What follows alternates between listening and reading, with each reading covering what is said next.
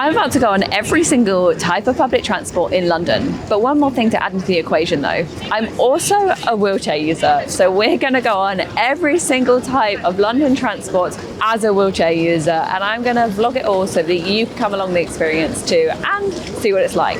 Hey, I'm Eliza. I'm a wheelchair user from London and I make videos every month on various different topics, including disability awareness, LGBTQ+ positivity, and ridiculous challenges like this and going on every single transport in London. But before we start, I think it's important that we define the rules a little bit.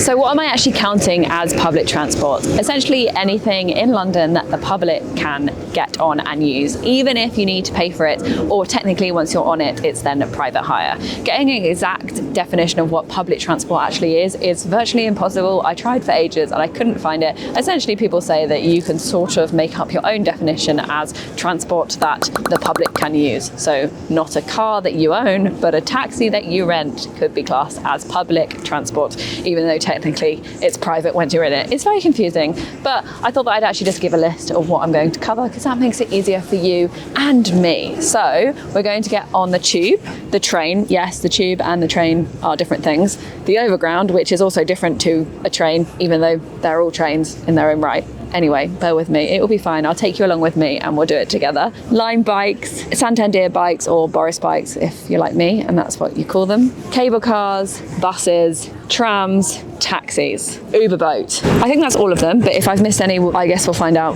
when we go along the video, but I think that is all of them. And no, I'm not going on every single tube or every single train provider because there's literally loads of them. And I haven't counted things like the Gatwick Express because they do very specific things and kind of go from like outside of London in, and that didn't feel right. So that's what I'm covering. If you're annoyed about it, you can rant about it in the comments. It's all good engagement, so that's fine with me.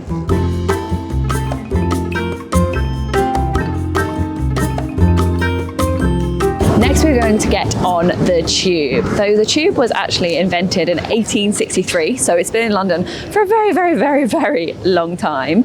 And as a wheelchair user, I don't find the tube the most accessible because only around 1/3 of tube stations in London are actually wheelchair accessible. And some of those actually involve having to talk to a staff member to get you a ramp to get you onto the train, which isn't the most accessible. So only 1/3 of tubes are wheelchair accessible in London, which is quite difficult. But the tube runs all over London and it is an amazing network. And if you aren't a wheelchair user, it is one of the best ways to travel in London, in my opinion. It's really easy. There are loads of different options, loads of different stops, and literally it pretty much takes you everywhere apart from like southeast where there's barely any tube stations that way, annoyingly. But most of London you can jump on a tube and it's really easy, it's really, really quick, and it's actually just quite a nice experience. So the way that it works is that you tap your Oyster and then you go down onto the platform. You can have a look at the amazing tube map, which I absolutely love. I think it's just like so beautifully designed and it's really colourful and fun. I used to be a graphic designer, so you know I appreciate those things and the branding that is involved in the tube map. You basically look at the tube map, work out where you want to go, jump on your train, and then off you go, and you end up in various different locations, like here in Canary Wharf, or you can go to Oxford Street or Waterloo, around loads of the major tourist attractions. I'm not going to go on every single tube line and go to every single stop because most tube lines I can't actually navigate. For example, if I get on the Bakerloo line, I have to sit on it for like 25 stops to be able to get on and off because of how far away the wheelchair accessible stops are. But we are going to jump on the tube now and I'm going to take you with me for the experience. And yeah, I personally really like the tube. I think it's great. It's a really accessible way to get around London, and you pay either per journey or per day depending on how much a travel card is. So let's go on the tube together. Hopefully you don't run into any issues with like broken lifts and stuff like that, and you can also admire the tube map with me.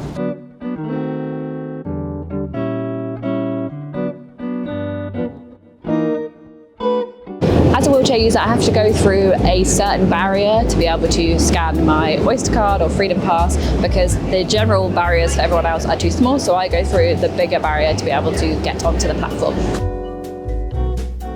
There's a little mouse down there just come to join us to say hello. Look, classic London. That's exactly what you want, just to see little rodents running around the platform. As a wheelchair user, I actually have to board at certain points on the tube, which are marked as these boarding points. That's because some of the platforms are actually written in certain points for wheelchair users, and if you end up just getting on any of the different doors, then you could get to a platform and then not be able to get off because you're not in the risen bit. So it's really important that you board in the boarding point as a wheelchair user, otherwise you could literally get stuck. Also, there are specific spaces for me as a wheelchair user to sit on the train. They are designed for safety. It keeps me out of the way. It means that people don't fall on me. It means that if there is, touch wood, ever a train crash, that I'm in a safer location. But often people put their luggage, stand there, or buggies there. There is actually a dedicated area for buggies on the Jubilee line and most other tube lines. So it's really important to make sure that you leave the wheelchair space free for me, or move out of the way if a wheelchair user comes along, and put the buggy in the buggy space for your child's safety too. So let's board.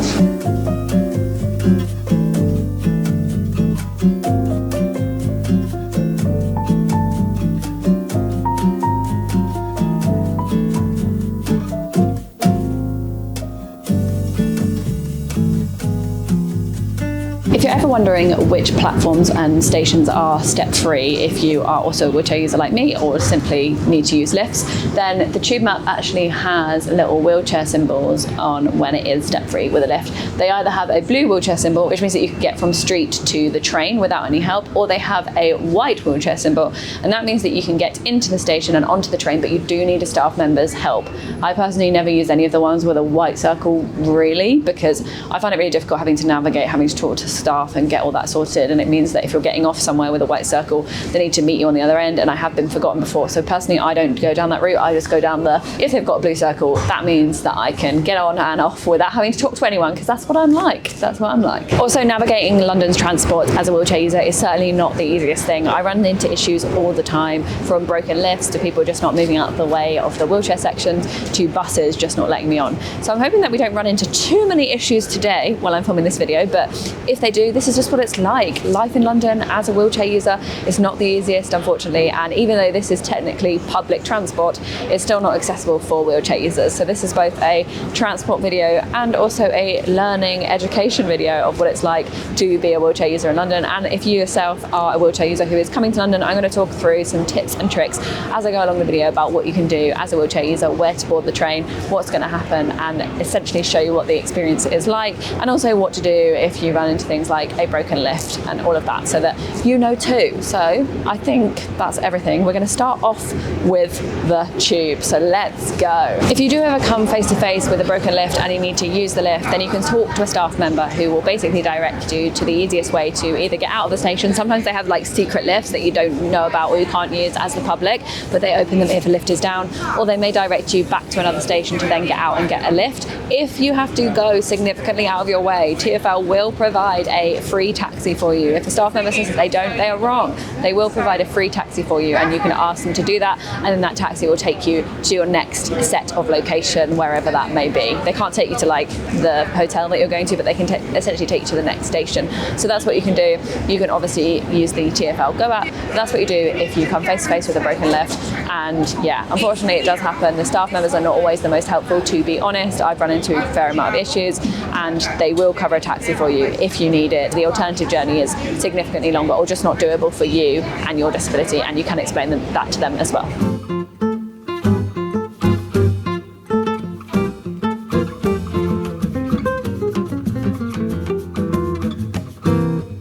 Next we have the Overground. This is a fairly newer transport in London. It opened in 2007, and it basically was designed to make it easier if you live in southeast London to be able to get into the centre, because there were lots of areas that didn't have kind of any transport, like Forest Hill, Sydenham, New Cross, that weren't really that near to a tube or a station. So they opened the Overground. Yes, it is different to the Underground. This one stays Overground. The clue is in the name. Quite a fair few of the stations are step-free, which is great, but a lot of them a staff member does need to put the ramp down for you, and that can be a bit stressful because they may forget when you are coming back, which actually happened right as we were going on our journey. Somebody was forgotten on the train. Luckily I was getting on, so they used my ramp to get off and then I got on, but it's not that uncommon that a wheelchair user is forgotten on the train, unfortunately.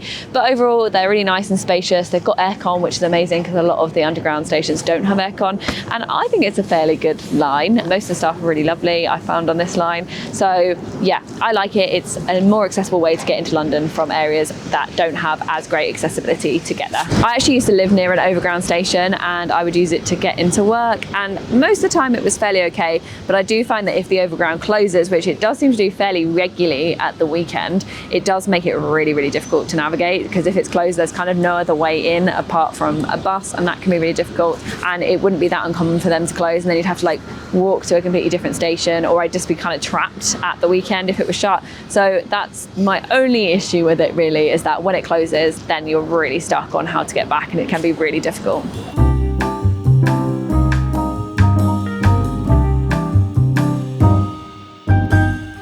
Next we have the DLR. Now the DLR holds a very special place in my heart because every single station is actually step free. So they all have lifts, and I'm able to get on every single train at every single station and platform without needing to use somebody else to put the ramp down to get me on. So essentially I can navigate it all by myself. The way that it works is that it is controlled by a central computer system. So there isn't actually a driver on these trains. There is normally somebody that like works on each train that will open and close the doors and make sure everything's okay, but there isn't actually anybody driving the train, which is great fun if you are here visiting, or not, you just live here and you want to pretend to be a driver for a few minutes. You can sit right at the front of the train and then see it be driven for you, and you can pretend that you're the one that's driving it.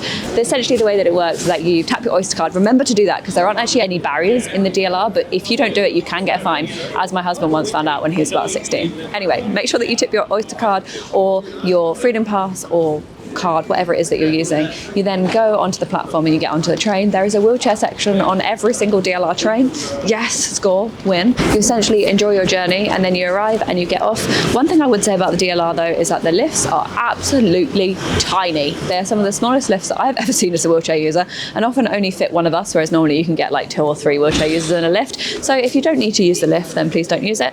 But also don't judge people for using the lift because invisible disabilities exist. Okay, let's go on our trip on the DLR.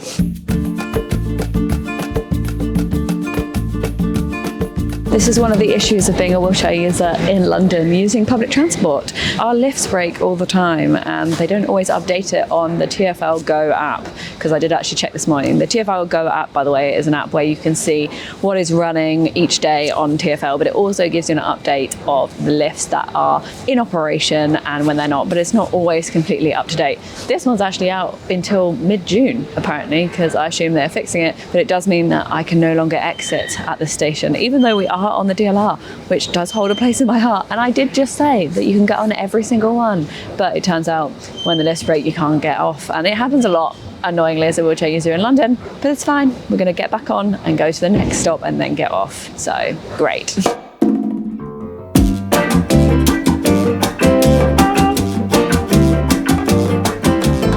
Next up, we have the bus, which is probably one of the more iconic forms of transport in London, and it's actually the oldest form of public transport in London. Over 95% of Londoners live within 400 metres of a bus stop, making it one of the more regular and accessible forms of transport to be able to get on. And they run literally all around London, and even sometimes take you outside of London as well, although it is always fairly near. You can't like get a red bus to Brighton or something, but it essentially goes all around London and is an accessible form of transport. All buses are step free. They have a ramp to get on and off the bus, and you tap in as you get on. Again, it's free for wheelchair users. I've actually never been asked to tap in ever when I've got on the bus, so I don't think it's actually technically free for all wheelchair users, but I think most bus drivers just don't seem to worry about it, to be honest. It is my least favourite form of transport, so even though it is the most accessible and it is the easiest to get to because they're literally everywhere, I personally don't really like the bus because I just find them inaccessible. There are often people people in the wheelchair section.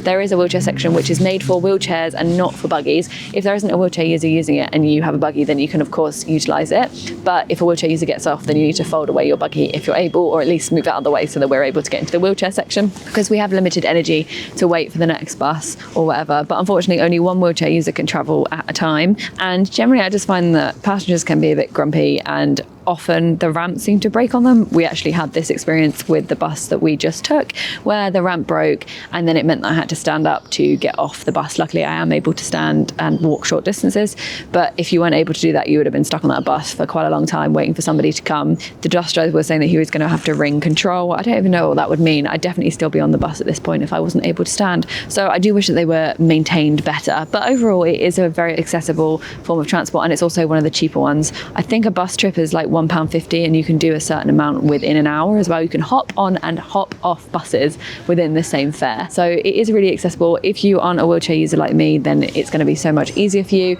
But personally, I just don't really like it. I just feel kind of uncomfortable. Like just then when we were on the bus, I felt really watched when the ramp wasn't deploying and people were getting annoyed about it. And so it's not my favourite form of transport, but it is one of the more accessible ones, and it's one of the more available ones because they are literally everywhere. I just wanted to jump in here to say thank you to my Patreons. Patreon is a place where you're able to financially support creators, and it means that I'm able to do videos like this, like hire an editor and have somebody that comes and films these videos for me. And also in return they get lots of cool perks like early access to these YouTube videos, Patreon chats, a Discord server, behind the scenes content, and even on some of the tiers you get a complete long form video every single month, and you get your name at the end of these YouTube videos too. So if you'd like to support my page financially, then you can sign up to the Patreon, which I call mine the Radiant Rainbow Club. And also the first 50 members that sign up as a paid member are getting this lovely Sharky pin, and on one of the tiers you can now get this amazing Accessibility is Beautiful t-shirt, and it goes up to a size 6XL, and in return you get to help me. So hopefully I will see you in the Radiant Rainbow Club and we can chat a bit more and you can see lots of cool perks. Okay, back to the video.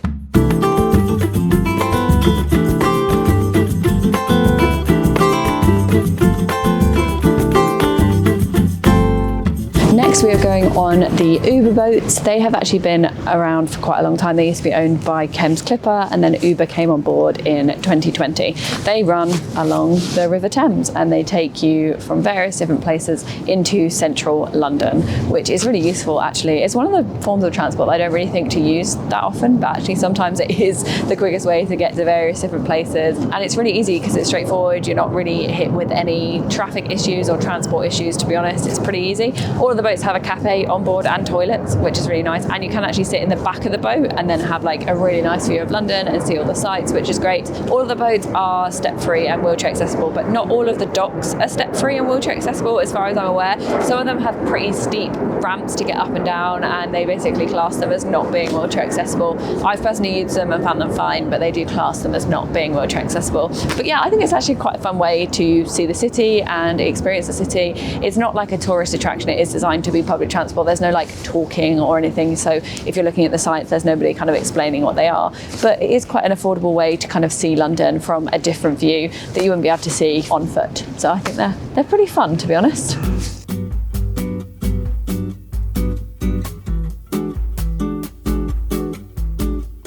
Classic London, it's just started pouring with rain while we film the bit that's outside. But these are Lime bikes. These are one of those ones where it's kind of public transport and also private transport, because public people can use them, but technically once you've rented it, it's private.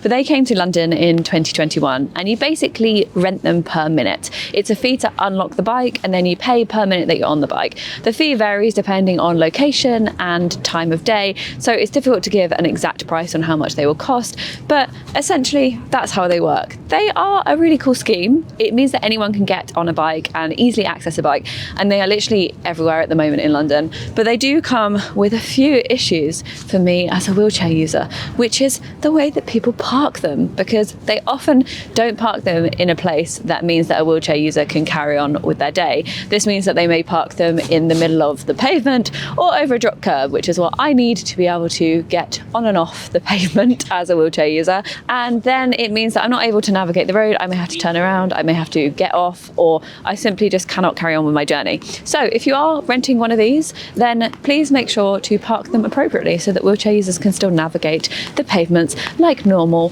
people. But yeah, you unlock it with an app, and the app also shows you where all the different locations of the bikes are so that they're easy to find. I can imagine it's one of those things where when you need a bike and you're looking for one, you don't have one, and when you don't need one, there's literally hundreds around. I feel like that's just the way that life works. Obviously, I'm not actually going to be going on one of these due to the obvious fact that I am a wheelchair user, but we will show you what it's like to unlock a Lime bike and how they generally work. Okay, so Michael's getting his handy Lime bike app. It's taking forever to load. So we're currently in Greenwich and we are next to many bikes. So he is going to have a look at where the bikes are, and then you scan the QR code and you unlock the bike. Okay, scanning the QR code, and then the bike is then yours to use. If you take the bike without paying for it, then it screams at you and tells you off with a little siren, so you know if somebody hasn't paid for it. And then the bike's yours and you can go off and use it as you like. There you go, this is the noise that it makes. That's the noise it makes if you are naughty and steal it.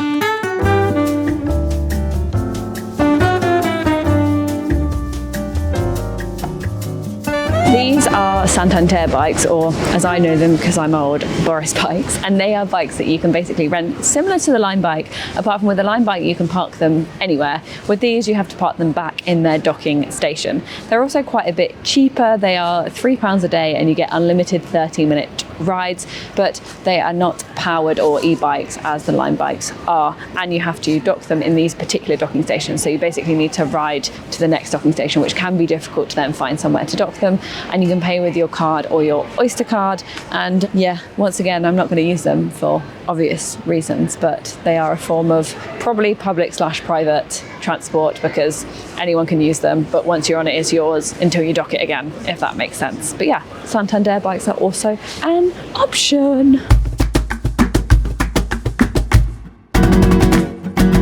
The next form of public transport that we're going to get on is a train. Now this is different to the overground because although they're both trains, these are actually not run by TfL, so they're run by various different providers. I'm going to go on a southeastern train, and these trains basically are what they say on the tin. They're trains and they go around London, but also they go out of London as well into Kent, places like Broadstairs and over to like Brighton, things like that. So essentially if you live around these stations, then you can get into London fairly accessibly and cheaply. Not all of the stations are step free, and I do need to have a ramp to get on and off on the ones that are, and unfortunately on this trip they did forget to get me the ramp to get me off the train, so I was then just stuck on the train. If that ever happens to you as a wheelchair user, then either the person that you're with or a stranger can flag down a staff member and then they'll come and get the ramp for you. They're very, very apologetic at this time, and normally they do get it sorted quite quickly, but it is annoying, particularly if you're just like sat there stuck on the train unable to move. All of these trains have toilets on them, which is great because it means that you can go to the loo if you're on the go, particularly as they are longer journeys a lot of the time. I get on around like southeast London, but they go all around and they're very regular, every like 10 to 15 minutes, which is great. And yeah, I use this service all the time. I really like it, and as I say, it's not run by TfL. If you're a wheelchair user, you can use an app called Passenger Assist to book your train to be able to get on and off with the ramp, because not all the stations are manned all the time, so they may be step free, but they might not have somebody to put a ramp down for you. If you use the Passenger Assist app, you can book assistance beforehand. It means that somebody will be waiting for you to put you on and off the train, and I find it really, really useful, so I do really recommend that app because you can book it in advance, which is great.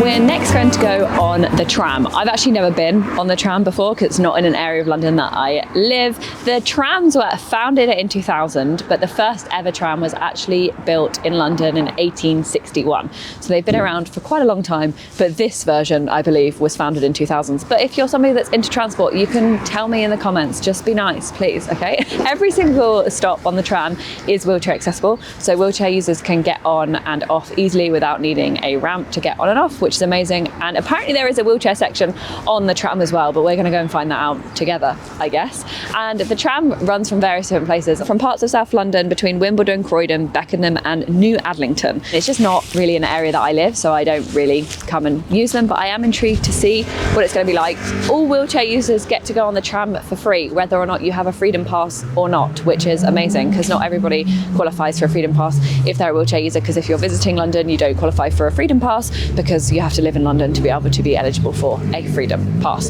So we're going to go and experience it together, go on a couple of stops, see what it's like. Unlike the DLR, all the trams do have a driver that drives them, so they are not run by a computer system, and they run on the roads, I believe, on like tracks on the road.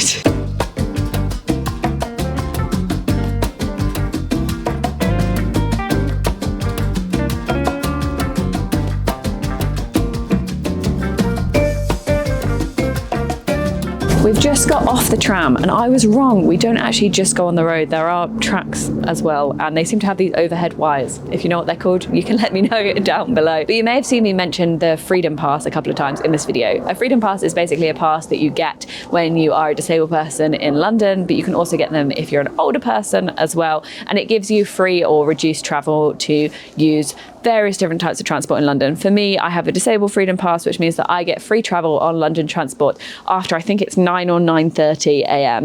And I can use everything, including the tram, train, bus, DLR, underground, all of them for free because I'm a wheelchair user. The reason that they do this is because not all of London transport is wheelchair accessible, meaning that if I had to pay, it wouldn't be very fair because I'd be paying for multiple journeys to be able to make up for the lack of access. So that's what it means. But if you aren't a wheelchair user or you don't live in London and you are visiting, then you need to pay with either an Oyster card, which you can get at various machines, or you can pay with your debit card, or you can buy tickets to use various different ones. However, most of the time I suggest using a debit card or credit card. Everybody has one, and then you just tap it on the reader and then you go, and then it's just calculated at the end of the day how much you are owed to pay. And it takes it at like 1 in the morning, which is really annoying. You just hear a little ka-ching in the night and you think, that's that payment gone.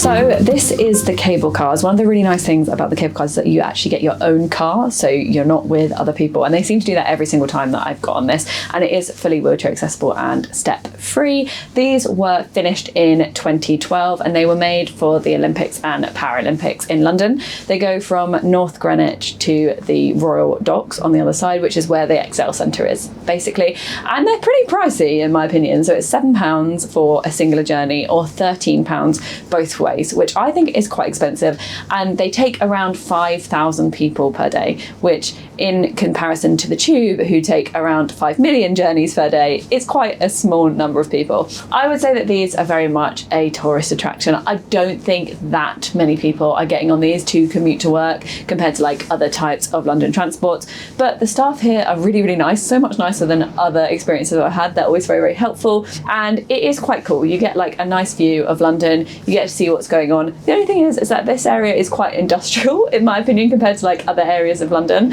But if you were coming from North Greenwich to get to the Olympic Stadium, for example, you could use this as a way to kind of get there and then walk, because you can actually see the Olympic Stadium from here. But overall, it's kind of just a bit of a tourist attraction, I think, but it's quite fun. It's, you know, it's a nice day out, but it is just quite expensive. And if you want to see the Thames from high up, then this is a way to do it. If you're scared of heights, it's probably not the best thing for you. You can actually rock this car, and I've had somebody do that before and it scares the shit out of me. So yeah, that's the cable cars.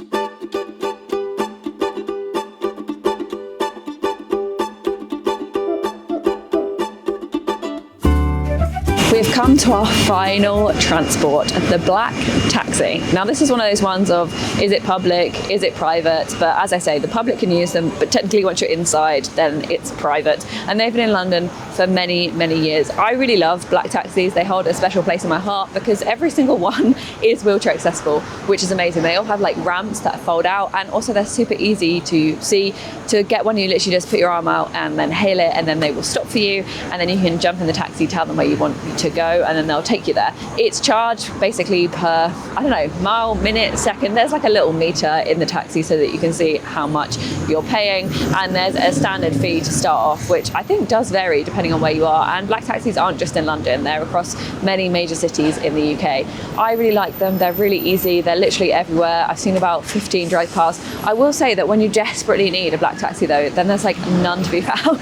I feel like that's always the way. I've definitely been sat like in the pouring rain waiting for one to come come for ages. And they'll go short distances or long distances, although I would say that most people use them for short distances.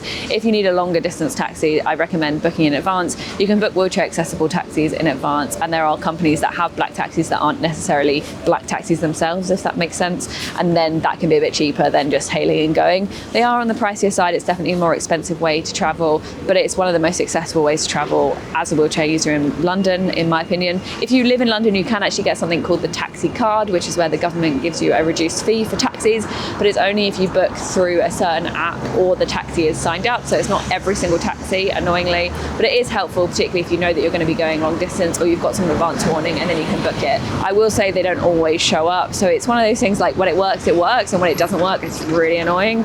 But when it works, and it is a brilliant scheme when it works. But I really do love black taxis. I think they're great, and yeah, one of my favourite forms of transport in London. I just wish that they were a bit cheaper and that cabbies were given more protection, but that's another video for another day. You can know if a taxi is available because the orange light will be on. If the orange light that says taxi is off, it means that they're on a journey or they're not currently taking new people. But if it's on, then you can hail them and then off you go. So we've come to the end of my video of going on every single public transport in London. Let me know how I did in the comments below, and if you have any suggestions for any future videos, let me know. If you did like this video, don't forget to give it a big thumbs up and subscribe to my channel. If you want to follow me elsewhere, you can follow me at Disabled Eliza across all social channels. And if you do want to support my work, you can sign up to the Radiant Rainbow Club in the description down below, and you get lots of cool perks. So hopefully I will see you there. Thank you so much for watching, and I will see you in the next one. Bye.